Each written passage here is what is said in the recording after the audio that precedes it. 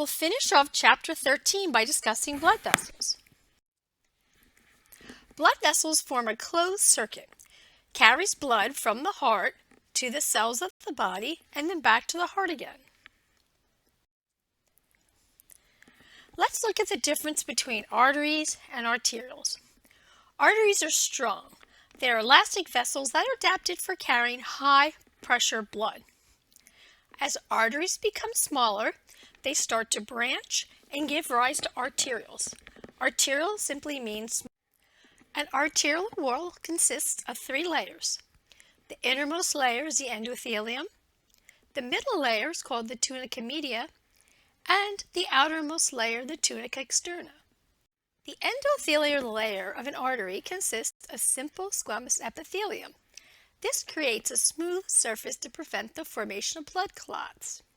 It also secretes biochemicals to prevent platelet aggregation. Tunica media is the middle layer. The tunica externa attaches the artery to the surrounding tissues. Arteries are capable of vasoconstriction and vasodilation. These two processes regulate blood flow and blood pressure. The walls of arterioles get thinner as they approach the capillaries. This picture compares an artery to a vein. We'll go over these differences a little later on, but you can see the endothelial layer, the tunica media, as well as the tunica externa. You can see the arterioles are much smaller, and the amount of smooth muscle disbands into just simple rings.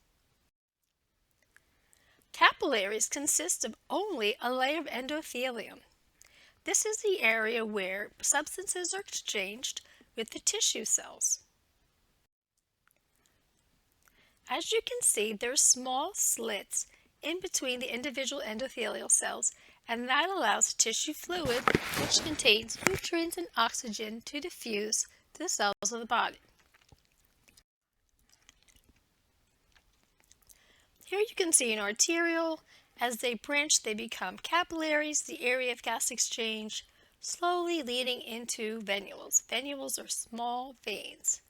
Venules are going to give rise to larger veins. Precapillary sphincters allow the body to regulate the amount of blood entering a capillary bed. This allows blood to be shifted to areas of the body that are more metabolically active.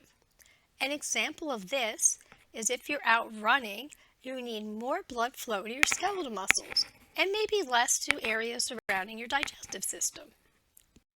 Venules are marginal capillaries combined together to form veins that return blood to the heart. Veins have the same 3 layers as arteries have, except that the muscle layer is thinner and they have flap-like valves. The open space or lumen of a vein is typically larger than that of an artery. Veins do not carry high-pressure blood, but they do act as a blood reservoir.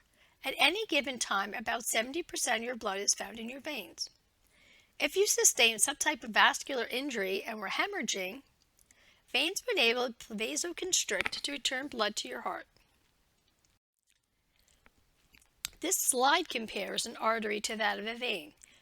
You can see on the left, the lumen of the open space of the vein is much bigger. The pink-colored material in the middle are actually red blood cells. You can see the tunica media layer is rather small or thin compared to that of the artery shown on the right. If blood is under such low pressure by the time it reaches your veins, how does it return to your heart? Remember that veins have valves. This prevents the backflow of blood. Veins are superficial and generally associated with your skeletal muscles. As you're moving or walking, your skeletal muscles are contracting. That squeezes the veins, helps to push blood back toward the heart, and then it's not going to flow in the other direction due to the presence of valves. We also have what's called the respiratory pump.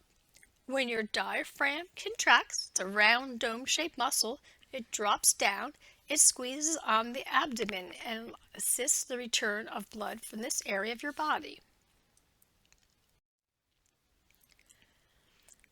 You can see the picture on the left. If skeletal muscles were to squeeze this vein, the blood would start to return toward the heart, the valves would shut, and that would prevent any backflow. Veins in the legs have blood that has to fight against gravity to return to the heart. Sometimes the blood pools and starts to stretch the vein and damage the valves. This is typically known as varicose veins. This most commonly occurs in a superficial vein of the leg called the great saphenous vein. Hemorrhoids are caused by swollen veins due to damaged valves of the veins in the anal and rectal area. Let's look at some blood vessels found in the arterial system. The aorta is the body's largest artery. It begins as the ascending aorta. Right after the aortic semilunar valve, the right and left coronary arteries originate, and this delivers blood to the heart itself. The aortic arch has three main branches: the brachiocephalic, left common carotid, and left subclavian arteries. After the arch of the aorta extends downward. While it's in the thoracic cavity, it's referred to as a thoracic or descending aorta. This is when it's above the diaphragm. Once it goes through the diaphragm, it's then known as the abdominal aorta and continues downward into the pelvic area until it branches into the common iliac arteries.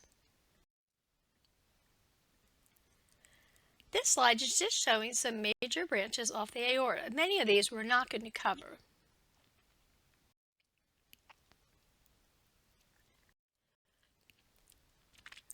The vertebral arteries. The vertebral arteries supply the vertebrae with blood and associated ligaments and muscles. The cerebral arterial circle, or circle of Willis, is an anastomosis. This provides redundant blood flow to the brain and surrounding structures. There's a really interesting APR video called Blood Flow to the Brain you might wish to watch.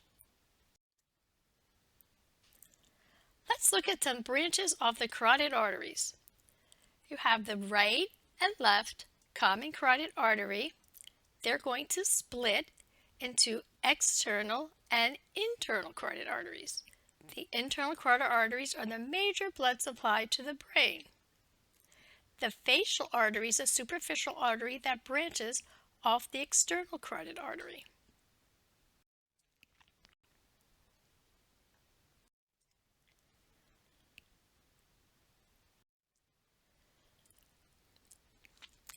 The subclavian artery, when it leaves the body cavity, becomes the axillary artery.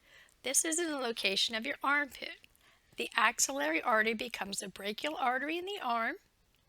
The brachial artery branches into the radial and ulnar artery. The radial and ulnar artery supply blood to the forearm.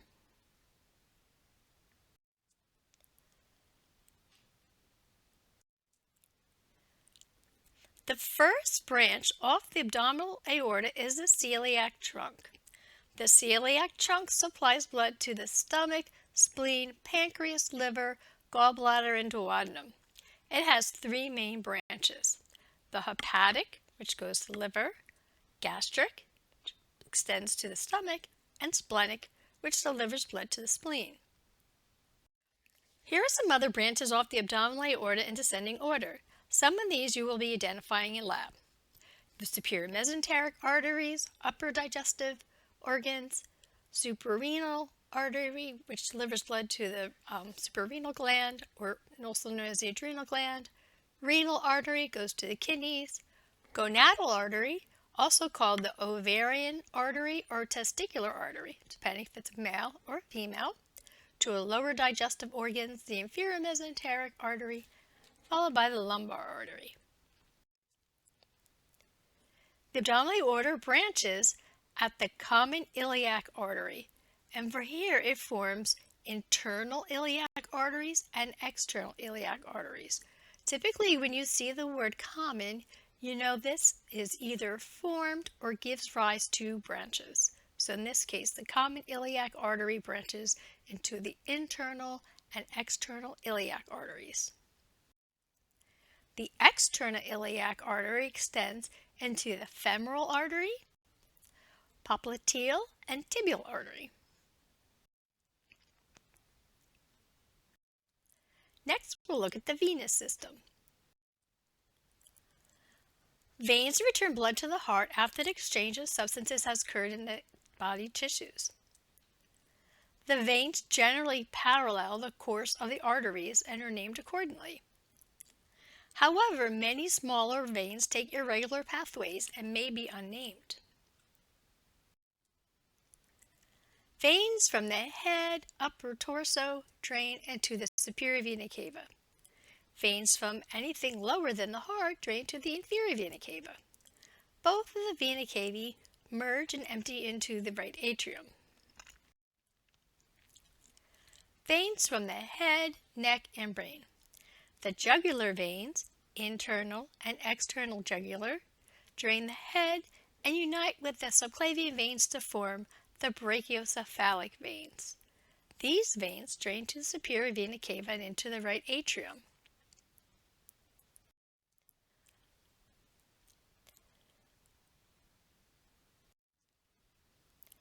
The upper limb is drained by superficial deep veins. The major deep veins include radial, ulnar, brachial, and axillary veins. The axillary vein drains into the subclavian veins. Notice when we're talking about veins, and veins drain, the blood flow is from further from the heart toward the heart. So that's how we're listing the veins in that order. The median cubital vein is large and visible. This is the most common site for venipuncture.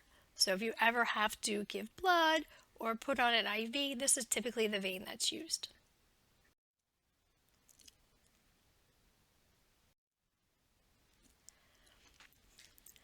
Blood draining the abdominal viscera is oxygen poor but nutrient rich, and it needs to enter the liver for metabolic processing. This is done by the hepatic portal system. The liver can then process the nutrients absorbed during digestion, undergo some metabolic functions, as well as remove any bacteria or toxins that are present.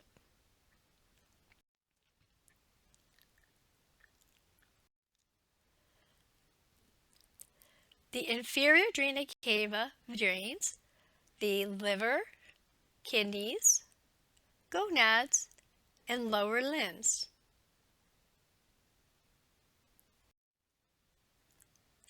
Veins in the lower leg include tibial, great saphenous vein, femoral, external iliac, and common iliac vein.